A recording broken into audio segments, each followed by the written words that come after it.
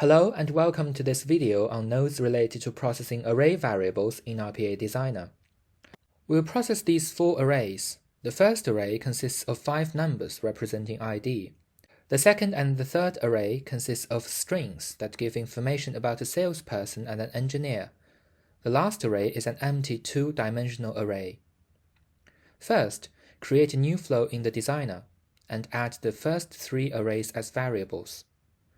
Remember to specify the types of each array.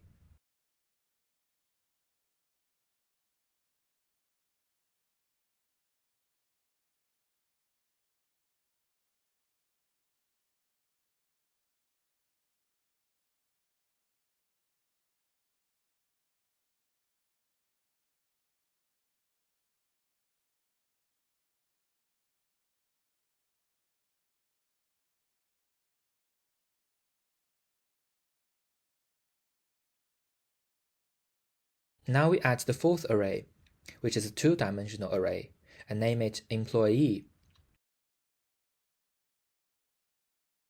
To decide the type of a 2-dimensional array, choose custom type, then type array, string.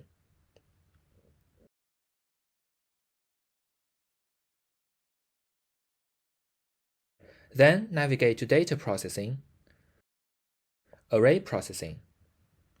We will first have a look at this node called Add Multiple Elements at the end of the group. Double-click it, and in the array box, choose the target array employee.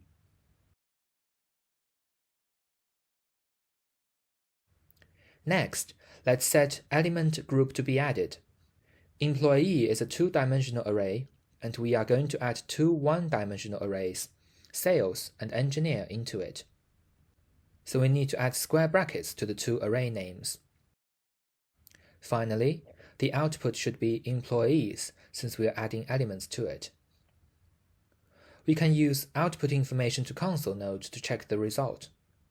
Search for the node in the function library and set display information to employee. Then hit debug.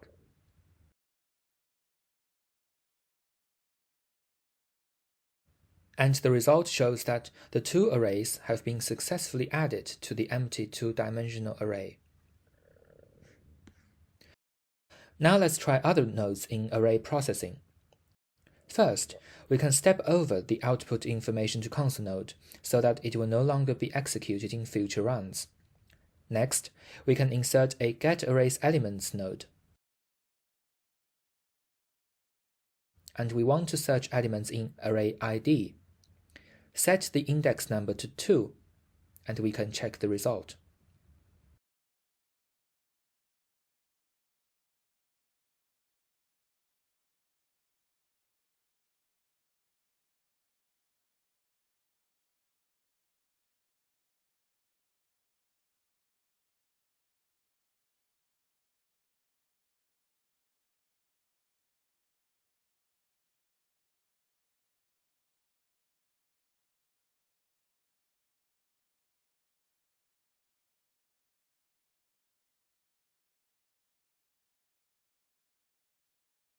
We can see that the outcome is 3, which is the third element in the array.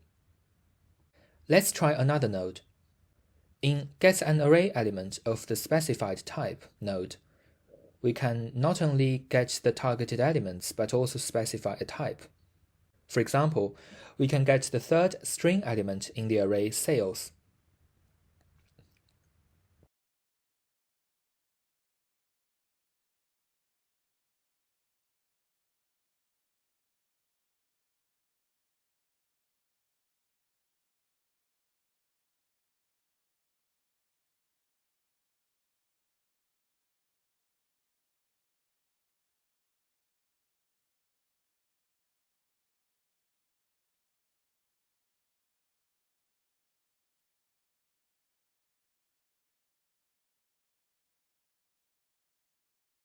Note that if you specified a type that do not exist in the array, the node will report an error.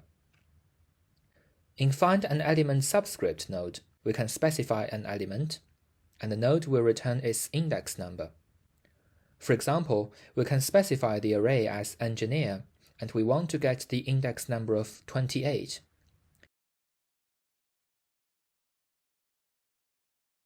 Name the output,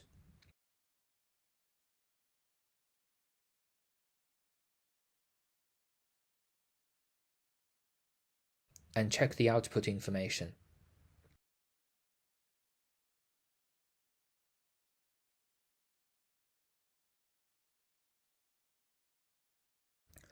We can see that the index number is 1.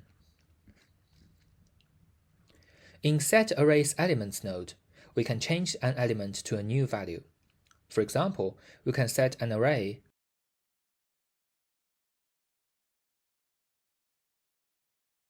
an index number and type in the new value. Then the output should be a new array. Name it and check the outcome.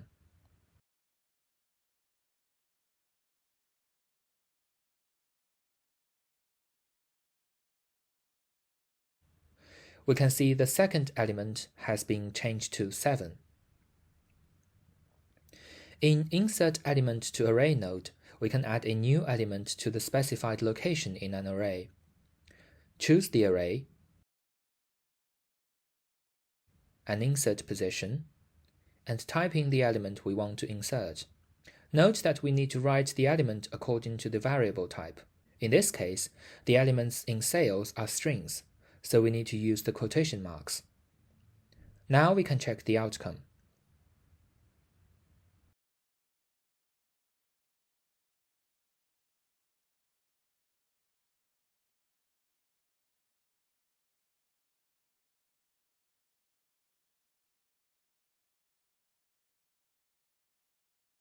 In DeleteArraysElement node, we can delete one or multiple consecutive elements from an array.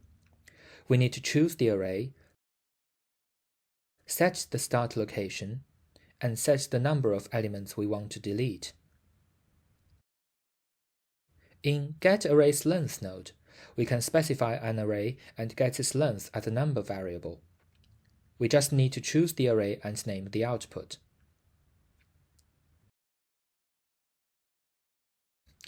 In AddElementToTheEndOfArray node, we can add elements to the specified array. Be sure to follow the variable format when typing in the elements. In ClearArray node, we can delete all elements in an array. This equals to assigning an empty array to the specified array variable. In ArraySlices node, we can set the start location and the end location to get a slice of a specified array. Array reverse allows us to reverse the order of an array. Array sort allows us to sort all elements in an array by number or by alphabet. However, if there are both numbers and alphabets in one array, it can't be sorted this way. And so we have learned about the array processing nodes in Cyclone RPA Designer. And that concludes this video. Thanks for watching and see you next time.